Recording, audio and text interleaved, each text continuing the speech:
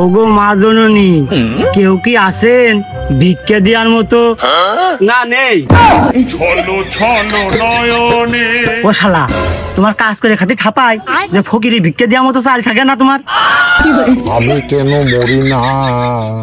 এই শালা, এই তোর কি দাওয়াত করে বাড়ি বানা নিয়ে আইছি আমি? ফকিরি ভিক্ষা দেওয়ার মতো চাল থাকে না, আবার বলে দর। এই তুই দর দিলি কি আমি আসতাম? ভালো ভালো লোক আমার দর দিয়ে খুঁজে পায় না, আর তুই তখন চাল দিতে পারি না ফকিরি ছোট, সেই দর আমি এনে আসতেছি। শালা দেখো জুয়ান মধ্যে লোক, বাড়ি আবার চাল নেই। তোমার মাঠে কাজ করে খাতে ঠাপাই কিসি? হ্যাঁ, বাড়ি মুখ ছাপড়া দিয়ে বুঝে দিয়েছে। এই তোর চাইতে রাস্তায় যারা ভিক্ষে করে আমার মতো ফকির, তোর চাইতে সম্মান বেশি আমার কাছে। এই শালা, তোর কাজ করতেই ঠাপাই কিসি, তুই ভিক্ষে করতিস কি জন্য? দেখো শালা করছে, দেখো।